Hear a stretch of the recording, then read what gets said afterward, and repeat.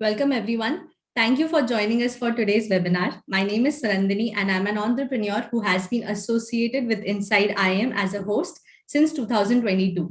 As per Business Standard in August 2022, startups have fired around 11,000 employees in the last 6 months, and the current flow of capital is expected to remain dry for the next 18 to 24 months.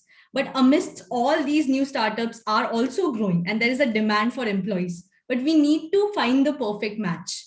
In today's webinar, we have a person who lived in a village where there was no electricity, and now he is the founder of a company with more than 100 employees trying to connect companies to the desired human resources. You must have seen one or the other ads of Hirect while scrolling through your YouTube feed. Today, we are very, very privileged to have Mr. Raj, the global co-founder and India CEO of Hirect, who is an alum of IIT-Bombay as our guest speaker. He built a hiring platform that has more than 8 million users in 4 years. So we will understand Raj's entrepreneurial journey of how to build something from nothing at the correct time, as he said, with the correct people. So, and why he chose to solve this specific problem in the HR space and how he identified the gap.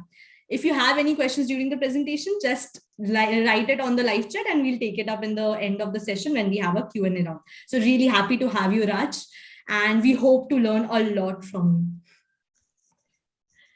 you. Hi, Sonandini. Thanks for having me here. Yes, we are very happy. So do you have something to say? No. I'm so excited. Yeah, it's that. Yeah. So, before we get into your opinions, perspectives, and strategies, I would love to understand where your journey started and how it shaped in this direction. So, can you just explain us your condition under which you studied during your early schooling? Sure, 100%. So, I believe my journey should be inspiring to some of the youngsters because it proves that if you have a burning desire to do something in life, your background, your childhood, condition of your childhood doesn't matter. I was born and brought up in a remote village where the average income per family per year was lesser than $1,000. Yeah, I'm the only graduate from my family. And I did my schooling in state government school. Then after class 6, luckily I got into Jawahar Navodaya Vidyalaya, which is believed to be India's best boarding school.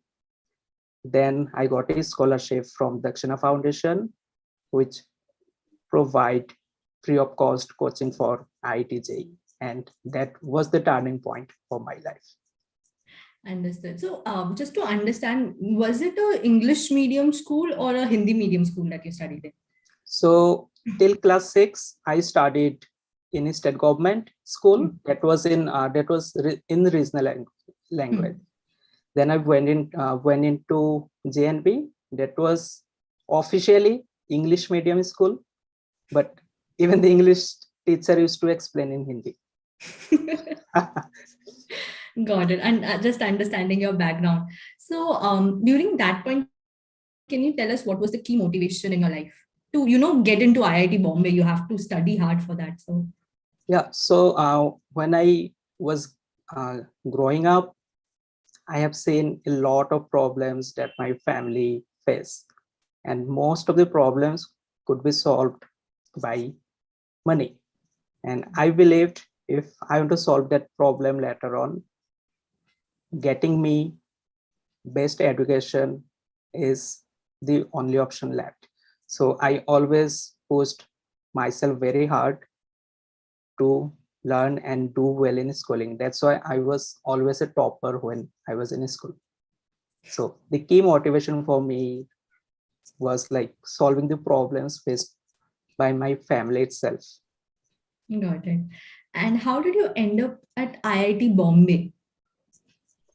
Yeah, so after class 10, as I said, I went through a nationwide entrance test, which selected around 250 scholars from all over India.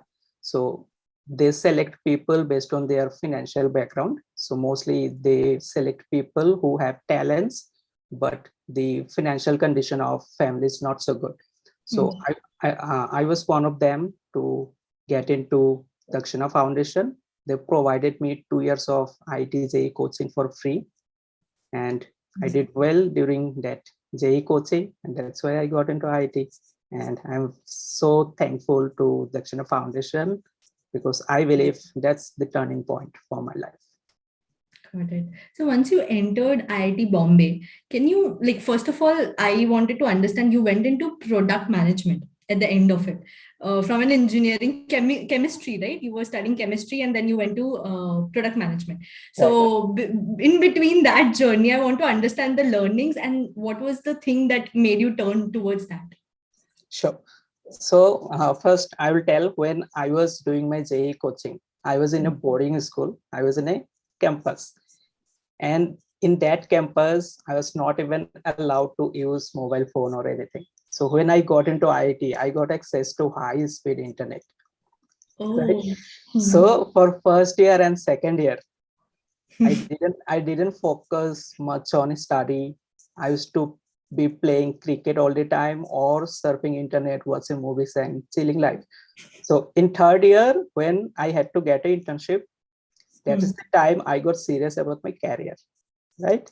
So, and I had no clue which role will suit me. I did research in R&D labs, like synthetic chemistry, preparing medicine.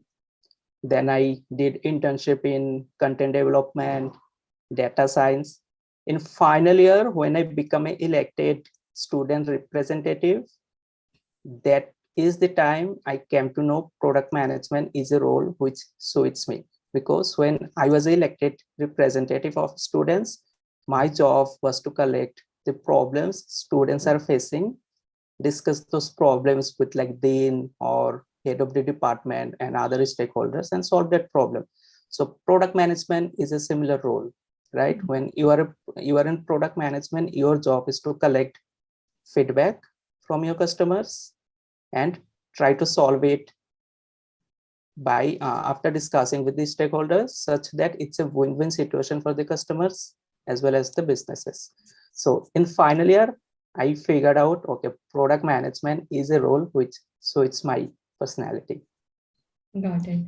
So in management role, since you have to like explain some things to people, so I always thought that the crux is communication skills. And you always were very open with this fact that you belong to from a remote village and you have issues with English and Hindi. So, and you're a Bengali, so you have issues with both. And right now you're in Bangalore, which is, I don't know what is happening, but really want to understand how important is communication in all these job aspects. So when I was graduating out, I was interviewed by few consulting companies, big ones. And the reason for rejecting me was my communication, right? Yeah. So communication was one of the weakness. But my understanding of communication is a good communication doesn't mean how well you speak English, right? A good communication is whether you are able to express your idea, whether the other person is able to understand your idea clearly, right? Moreover, sometimes it can be verbal, in other time it can be written. In product management, you will say most of the communication are in written, right? You prepare design, you prepare PRD, developers, designers, QA testers will read those documents and make it implemented. So in product management, I would say 80 to 90% of the communication is going to be written on documents rather than you verbally explain it. I cannot just take a meeting with developers, designers, and QA testers right on the board and expect they will develop it, design, develop, and test it and launch it. So most of the communication are written communication. Yeah, so that's what my understanding of communication is. So a good communication doesn't mean how well you speak English, and it's not always like verbal communication. It can be written communication. All you want, whether the other person is able to understand what you are trying to express. Got it. So post graduation, if I'm not wrong, you must have, like you said, you got opportunity to work in some big firms. and but you still went up and you chose a startup life. Yeah. So just wanted, like, was the reason communication skills, or was it something else that you wanted to pursue a startup life? Yes. So when I was in final year, I networked with few founders, right? Hmm. And one thing I learned is if you join a startup, you directly work with the CEOs, top management, you get to learn so many things directly, and you get an opportunity to build system by yourself. When you work in big companies, you are just a part of the machine. They already have a process, you just do a very small part of it. So I already knew by that time, if I join a startup, of course it will have some risk. Hmm. My job security will not be as good as big companies, but if I do well, I can grow very fast. And that is, I would say, the best decision I took for myself, because I directly work with the CEO. I really understood how businesses are built right from scratch, how a founder or CEO work in a startup, and those things really helping me when I'm running Hirect. Great. And if I'm not wrong, you joined the Xiaomi-backed startup known as Giant View. Right. And now that we understood why you chose a startup, I want to understand why the startup chose you. So can you just maybe explain us how the interview went and what were they looking for? Sure. So that startup had was into mobile app development. Hmm. They were looking for a product manager, right? Hmm. After the interview, I came to know they were looking for a product manager who is customer obsessed, right? Hmm. And the process was like HR interview, the CPO, Chief Product Officer interview, and CEO interview, followed by a research project. Hmm. So I was one of the favorite of my CEO because he found me customer obsessed. So when they went through my project, they found the product approach I was giving them is not what I believe should be done, what I directly heard from the customers, right? Hmm. So they gave me a product problem to solve. For that, I conducted users survey. I talked to the users, tried to understand their pain points, and based on that, I provided solutions. So they really liked my approach, which is customer obsessed. And that's why I got hired and I did really well. I directly worked with the CEO and I was one of Hmm. the favorite of my CEO. Got it. And what is startup as per you? And just this question is directed towards you, not because I want a definition of startup, but I want to understand the people who are watching this. Why should someone, like, who is cut out for a startup life, if you have to recommend someone about it? Sure. So first question is, what is a startup? I would say a startup is something which solves a problem in a more efficient way than the existing solution. Hmm. And the outcome is it should have economic outcome as well as social outcome. So basically you find a problem, you solve it better way. And when you solve it, it adds value economically to the company, to the people, and of course to society as a whole. To understand your, like, to answer your second question, who are fit for the startup, I would say it's not a like uh, shiny thing. When you do a startup, you have to go through a lot of pains very frequently, Hmm. right? It's not something like very like, oh, star or something like that. This is a role which requires a lot of patience, Hmm. persistence, and ability to take risk, suffer during bad conditions. So if you are that kind of person who is willing to take risk, have lot of patience, persistence, then you should opt for it. If you don't have these qualities, if you are someone who give up very frequently, Hmm. then it's not a good fit for you. Got it. So the crux is basically to start something. And imagining you starting with, a Hirect and it's just in the idea phase. Want to understand, do you think sales is the first step and the biggest thing along with product building from the initial stage point of view? So I will not say there is any defined rule like this. So let's say if you are building a product-based business, so your knowledge of product might help, right? Coming to sales, yes, all the leaders are salespeople, right?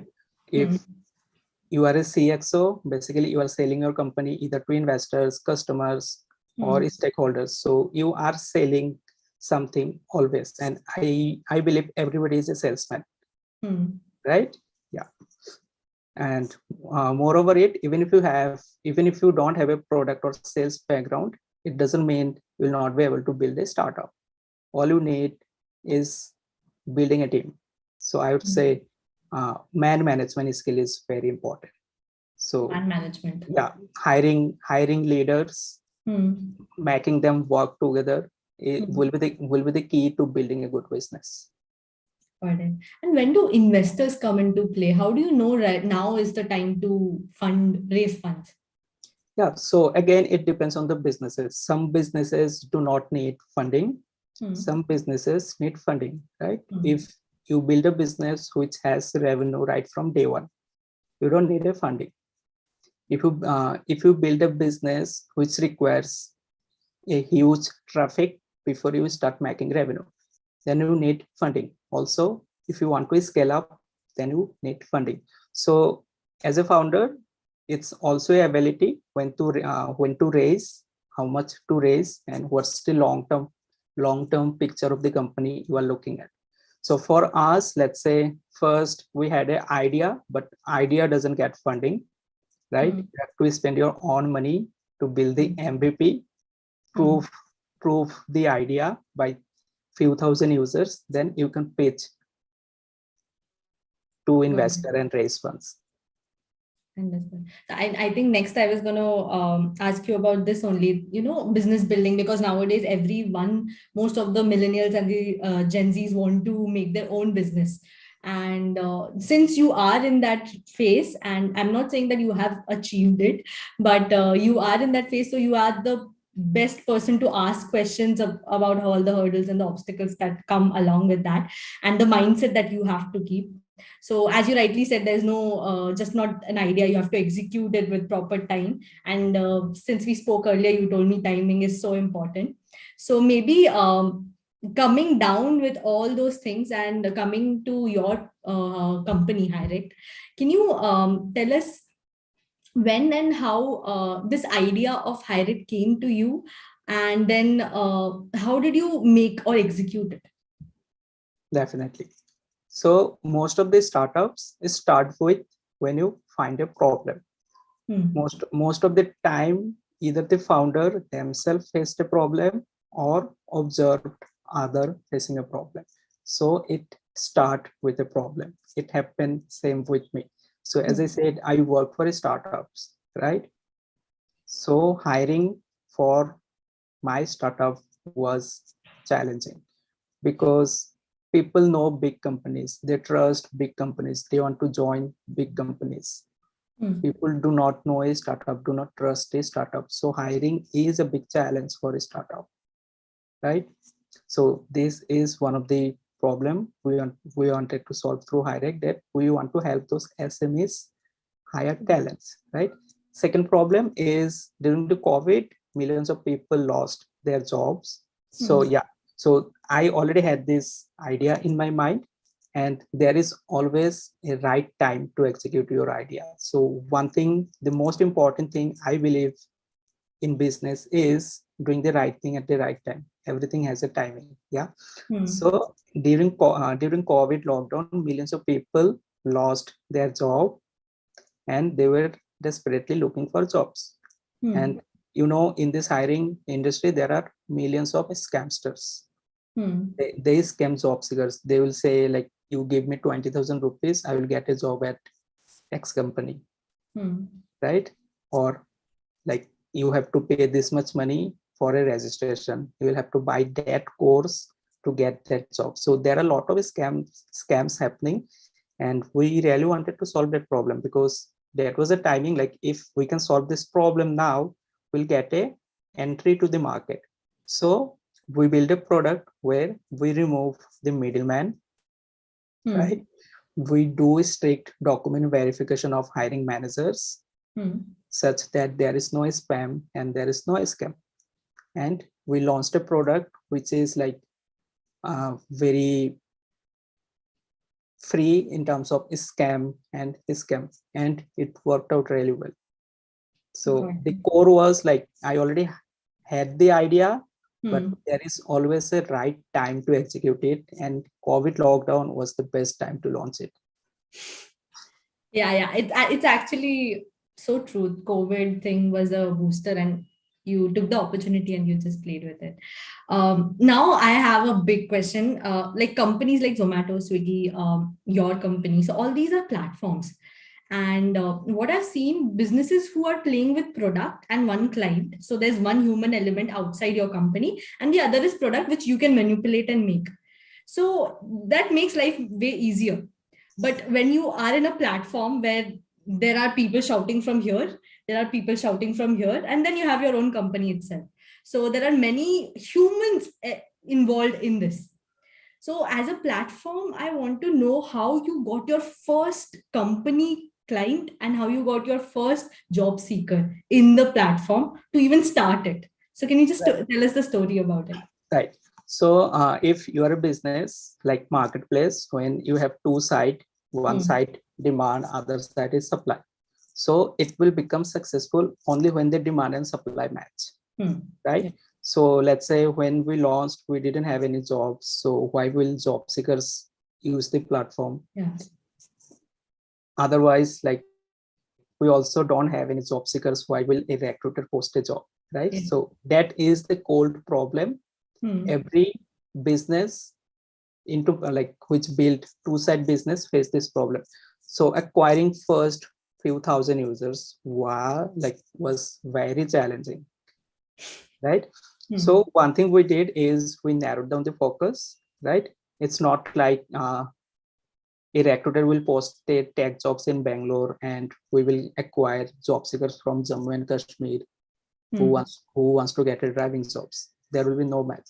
So we narrowed down the focus to like software development jobs in Bangalore, right? So let's say in this narrowed down focus, even if I get 100 jobs and 1,000 job seekers, there will be match and somebody will finally get a job, somebody will finally hire a talent. So that will give us a boost.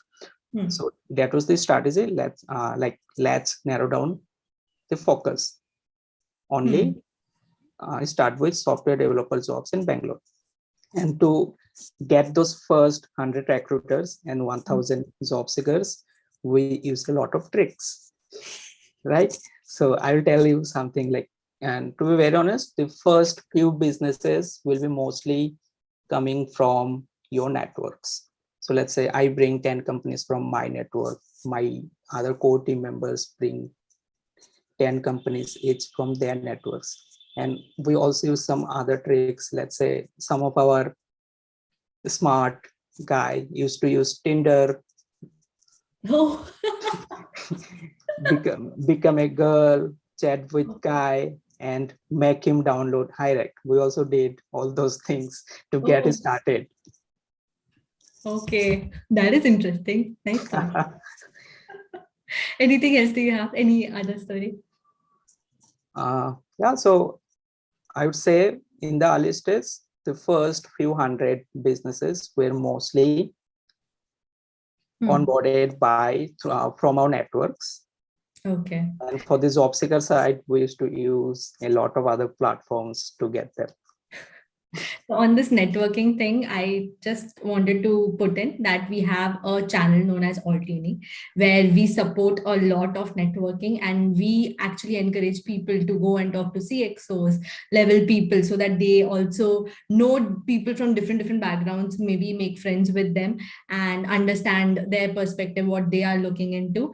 And you can also get a good network and maybe start your own business like Mr. Raj's did and his tricks playing with it. And other than that, yeah, there are many opportunities with networking. And I personally also got to know about this channel when I started working. And I remember asking my co-founder, sorry, not co-founder, sorry, my boss, the founder of Altuni, that this is a crazy idea. Why don't people know about this? And then I also told him I also didn't know about this. So what is it that you can do? And he just told me, listen, Sunandini, whatever you do, try to put this out to people that there is a platform like this which helps you in such a great way. So that's why I'm just sharing this detail in this platform so that you can also make use of it. So coming back to Raj's story.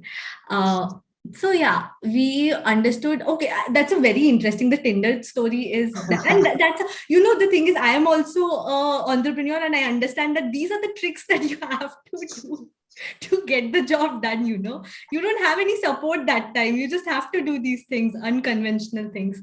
So it's really amazing to hear this. Now, you in between told me about something known as MVP, that is minimum viable product. And you Right. also told me that without a minimum viable product, you can't go to investors and say that, okay, give me money to, make this business into something more scalable. So can you just explain what it is and how you created it? Sure. So I would say, like, even if you get investment before MVP, that's might not be a good approach, because first you want to believe in your business, then you want to raise funds, right? What if you raise funds, then you launch the MVP to the market and it doesn't work? So it's a waste of time and like you lose the trust of the investor. So the better approach is first you validate your idea, your business as much as possible before you raise funds, right? So for me, like if I have to start a new business, it might be easier for me to raise funds before MVP, but I will not do that. First, I will believe it will work, then I will raise funds. That is one thing.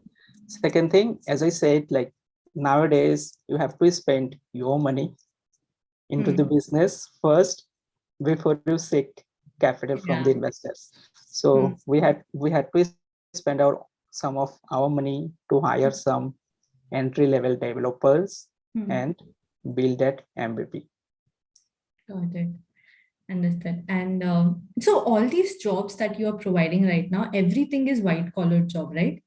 Right. So just wanted to understand, the blue collar job is also so vast and it is completely informal and anybody can definitely come and disrupt this market if they want to. Why didn't you enter that market yet? Yeah. So every company has their own strategy, right? So our strategy is first to focus. So in white collars, the job seekers are high income, right? Companies are willing to spend more to hire them, right? A company is willing to spend thousands of rupees to hire a programmer.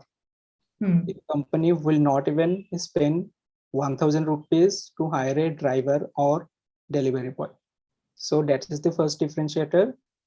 Income level of the target groups.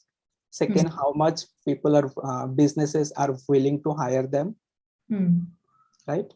Third is their attribution rate. So in white collars, attribution rate is less. People work for on an average 1.5 year to 2 years. But if you look at the delivery boy category, 80% of the delivery boys leave within a month. So because of these 3 to 4 parameters, we wanted to start with white collars. When we become profitable, then we reinvest those profits to enter into blue collar, because making money in blue collar is a long-term game and we still have time for it.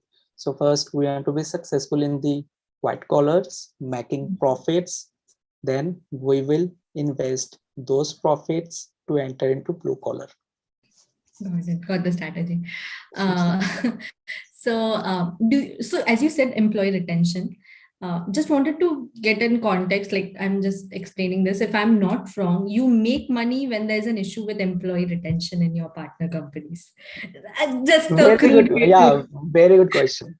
to put this. So, why do you think there is such an issue of employee retention in the white collar industry today? So if you compare retention, employee retention in white collar to blue collar, it's much more Then bad. yeah. Yeah, much more better in white collar. Yeah. Yeah, And but I don't want to compare the blue collar, but I would say that why are people leaving in white collar only? It's very hard to keep employees, retain your employees. So yes, is there some issue that, it can be from the employee point of view or the employer point of view, either ways that these companies are not able to retain employees? yes. So this market is becoming more and more candidate driven, right? It used to be recruiter driven before, but now it's becoming more and more candidate driven. So let's say when Hirect hires people, so whenever we find a very good talent, they already have 2 or 3 other offers, so they can choose which company they can join. So the best talents, they always have multiple offers and they can choose which company they will join. So it's very important for companies that if you want to retain the best employees, you will have to fulfill their needs. Needs in the sense you have to have good culture, you will have to provide enough compensation, right? You will have to be, you will have to appreciate them for their works and a lot of other things. Yeah. So it's very easy to retain stupid talents. It's very difficult to retain good talents because they always have other offers. Got it. So now we have throughout spoken from the company's point of view and your platform point of view. Since you are in the business of Tinder for hiring employees, as we said, you only said this term, so I'm just repeating this. So you must have quite an information regarding what is the in-demand jobs and how employees should build their profile to get maximum chance to get these jobs. Let's take some of your knowledge and help our viewers now who are seeking for job. So from that perspective, what do you think is the most in-demand jobs currently in India?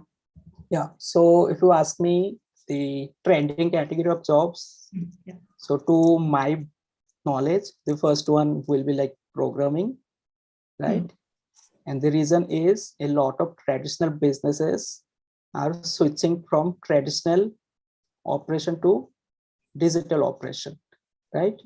A lot of companies are making digitalization of their businesses that give rise to programming jobs. Second is sales, business development, product management, design, marketing, and all. And to answer your question, like how they should make their CV to get noticed by the recruiter. So it's very simple.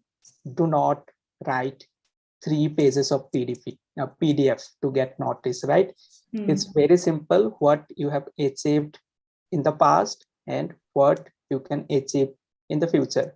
And make sure you make it measurable. It should be quantifiable. Let's say I built 4 apps. So what? So what? How many users it acquired, right? What was the retention? How much money it made? So it should be result driven, not process driven. So in short, focus on providing information like on what you achieved and make it measurable, quantifiable. Based on that, they can easily figure out what you can provide to the company if they hire. Got it. And if you had to say someone that you can get this skill maybe through some training or courses, so are there any skills that are very much popular that can up their game in their profile building?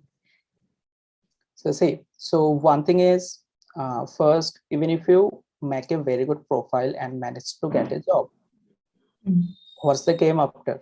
You'll have to do well in the job. Yeah. to be written. So my advice is, do not only focus on your CV to get hired, focus on improving your ability to get the job done. Right? Spend 10% time on making your CV good, making your profile good, 90% time on making sure you provide more values to the company that hire you. Right? A good profile can help you get a job, but what's the game after? You'll have to do well to be written there, to get appraisals and other things. Understood. Just to come a bit behind, we spoke that, okay, yeah, you're absolutely right. Skills are not just to write, you have to show them, because just you can't enter and you be like, I don't know how to do this. I just wrote it. You can't be like that. But before that, since there are many people who write random things on their CV. Just to quote maybe Joey from Friends, he wrote he knows French, but he didn't. We know that. So something like that. How does a interviewer test the skills? Basically, I'm asking what is the interviewing screening rounds that normally on an average takes place in sequence? Can you just give us an idea of that? Sure. So even if a candidate write 100 of things, he or she gets hired for being good at one or two things, right? I might write, I know 10 programming languages, but no company is going to hire me because of knowing 10 programming languages. Neither they will let me program in 10 different programming languages. Probably they will hire me for being good at one or two. And it's their responsibility to assess whether I can do it well or not. Right? Okay. So yeah, so that's the point. Even if you write hundreds of things on your profile, recruiter do not remember them. Neither they hire you for those things. They will hire you only for being good at few things, because they want specialized people, not generalist people. And I believe you asked about the interview rounds and sequence. So I think it differs in different profiles. So for if you are hiring a programmer, probably you will take an interview. You will also take coding test, right? You will take coding test. That's most of the companies take coding test when they hire programmer. So the hiring funnel is longer for hiring a programmer.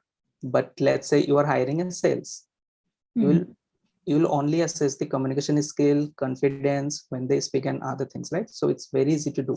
Probably you can finish it in one round of interview also. Sometimes when I hire sales, I take only one interview.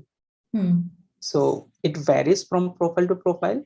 When let's say if you hire programmers, product managers, designers, the process is much more longer than when you hire, let's say, telecaller, customer support, sales. Yeah. Okay. And in your platform itself, can you just tell us what is the maybe average salary of the people who are hired? So average salary will be around 8 to 10 lakhs per annum. 8 to 10 lakhs per annum. Okay. Yes. Okay. And from the perspective of a person who is seeking for a job, do they have to pay something to the platform right now? So as of now, it's completely free for job seekers. Recruiters have to pay for it. Okay, that is good. So I guess I understood the perspective and the story and your journey. So I just right now want to understand what is your plan for the future and what is driving your work and what is the cause that you are fighting for right now. Yeah. So first thing I would say, the motivation for driving it is every day I open my LinkedIn, I get a lot of messages that the people thank me for building this Amazon platform where they can get a job or a talent very fast. So that is something which really motivates me, right? And when I started off, motivation was building something which doesn't only help me make wealth, also help the society. So when I get a lot of praises from the public, it really motivates me to do well, right? And answering to your question, like what's our long-term vision?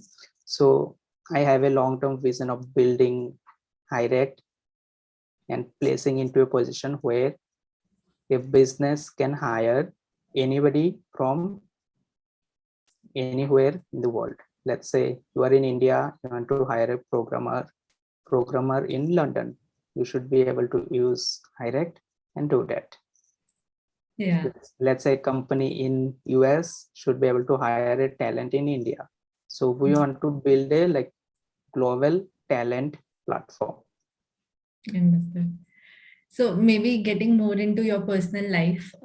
So are your parents still in your homeland? Yes. Yeah. And they don't ever want to come out also. They enjoy that piece. Yeah. They find themselves comfortable to be there because they already have a lot of friends over there. And they can easily, yeah. Understand. I actually don't know the very specification of how much you're earning and what is the profitability and all these things. But do you think that this company has maybe helped you jump across generations of your family wealth and taken your family lifestyle to a very different level than it was before? So I believe definitely I have managed to provide a better lifestyle. But again, when you are building a startup, most of your wealth are on paper, which is Yeah. equity, not in cash. So Yeah, will be rich on that point. paper, Yeah. not in cash. Yeah. So that cash will come after 5-10 years. Understood. Okay. So I think it was really, really nice understanding your experience and opinions. So I'm going to put across this opportunity to our viewers and see if they have any questions for you. Definitely.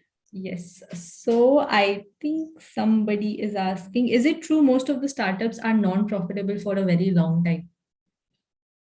Yes, it's true. There are a lot of startups which are not profitable for a long time. And yeah, because they have more patience to wait for more number of years to be profitable. And they want to make it a very big company. So take example of YouTube. When YouTube become profitable, When did this happen? How many years did it take for YouTube? it took, I think, more than 10 years to be profitable.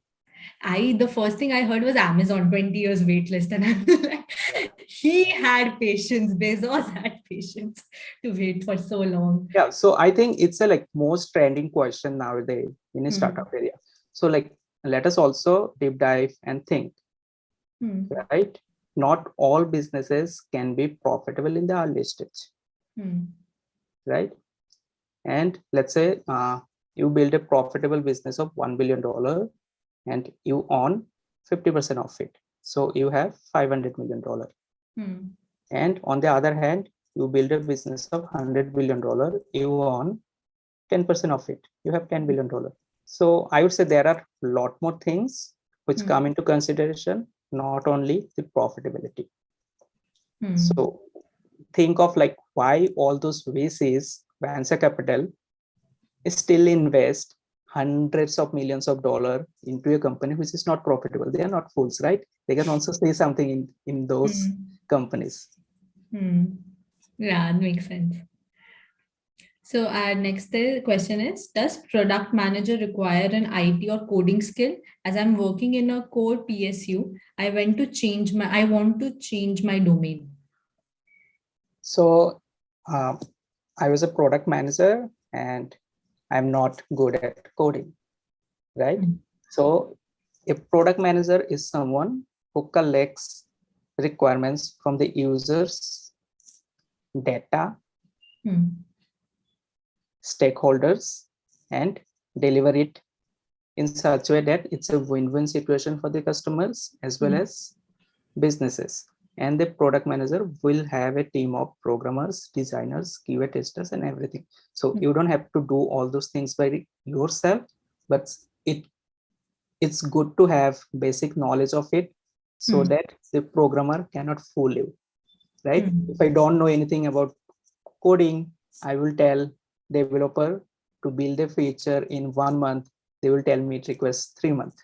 3 months, right? So it's good to have basic knowledge of it, but it's again like not mandatory to become a good product manager. Got it. Someone is asking, how can you make sure that the placement is of a quality equivalent to IIM and IIT placements? I didn't get it. So that person is asking, so you are selecting job seekers and then you're matching them with companies. Like in IIM and IIT, they have inbuilt placement opportunities where Right. the quality is so high and the salary is also so high. So they are asking, how will Hirect make sure that the quality of jobs that you're giving the job seekers are that good? Yes. So first of all, we are a uh, big platform where we have all kinds of jobs, right? And on the other side, we have all kinds of job seekers. So we as a platform, our job is very simple. Just match them with good efficiency. So on one side, if I have a company who wants to hire from IIT or IIM, right? On the other side, we have IIT or IIM talents. So our job is just to match them. Got Yeah. it. Got it. So one is asking, can you tell us the work-life balance in the product management role? Is there a, oh, your So smile, is there a work-life balance in product management role? yeah. So there are a lot more things. First of all, if you are young, do not focus too much on work-life balance, right? Work as hard as you can so that you can relax at the age of 40, 50. If you focus too much on work-life balance at younger age, you'll have to work when you are at 50 or 60. That is first thing. Second thing, I don't know how work-life balance changes if I'm a product manager or a programmer or a designer. But yes, if you are a product manager and if it's a new launch, then you have to be careful.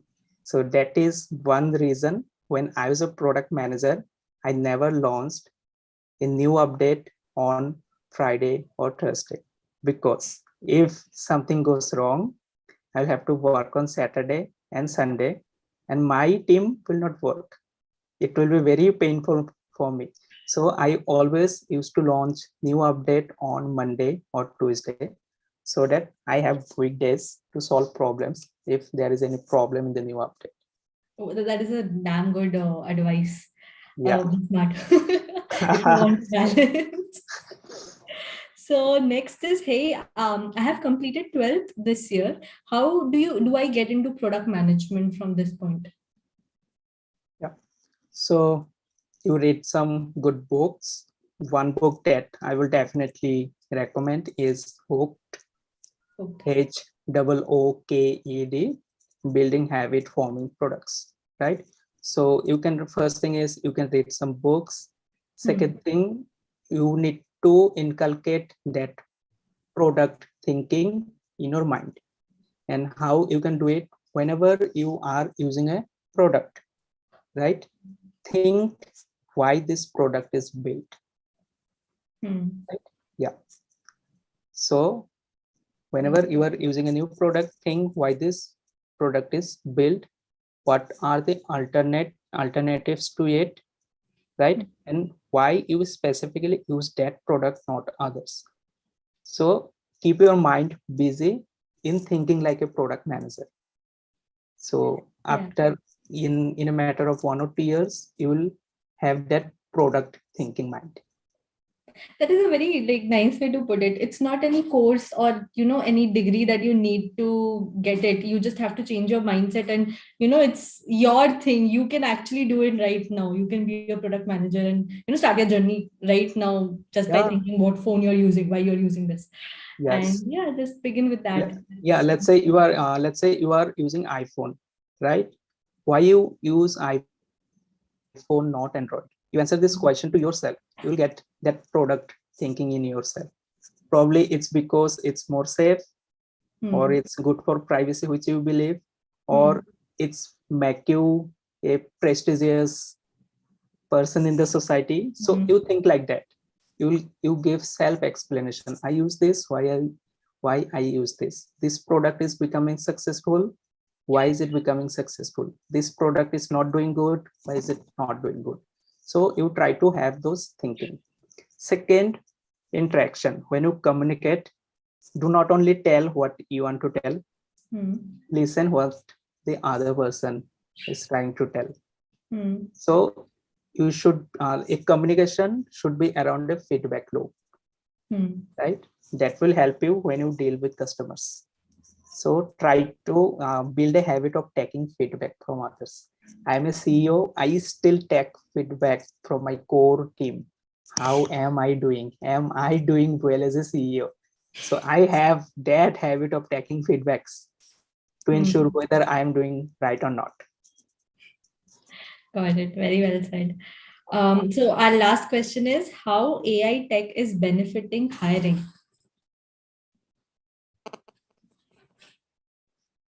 Can you hear me? I think I lost because of They're saying how AI tech is benefiting hiring. Sure. So see, so AI is very powerful, right? And it can solve a number of problems in the hiring industry. And I can give examples of 2 to 3. Okay. So the first example is, let's say, many times you apply to jobs which are not active, where the recruiters are not actively hiring. This problem can easily be solved by AI. Simple.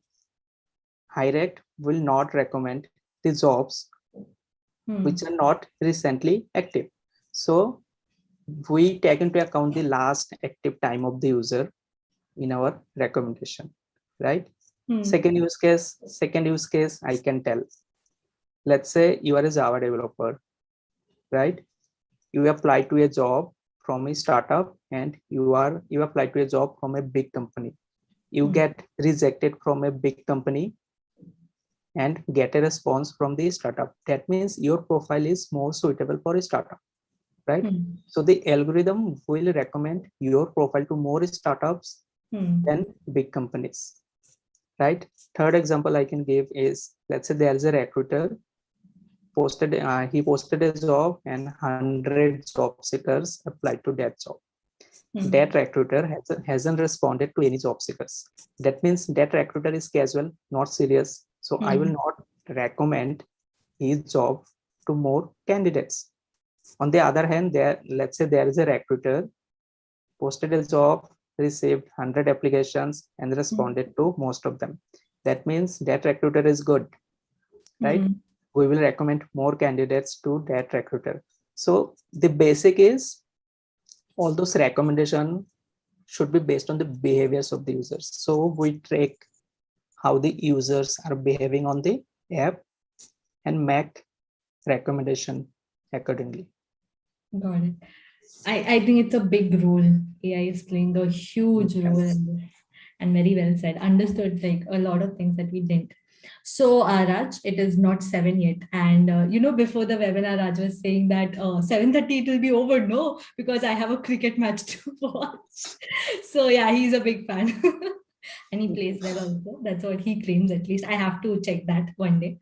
So definitely. It was really, really nice talking to you. And I think we are done for today's webinar. I'm going to leave him and many of the viewers who want to watch cricket with him, maybe. So thank you so much for joining Inside. I am Raj and all of our amazing viewers also. I hope you took away something from his journey and his experience. And Raj, I hope I was a good host to you. Definitely, you are a too good host. Thank you so much. So thank you guys. We'll reach out, and if you have any questions, you can reach out to Raj directly maybe, or you can maybe write something in this chat box. Thank you so much for watching us. I'll see you for the next webinar. Thank you so much, Raj. Thank you so much. Thank Bye-bye. you so much, everyone. Bye.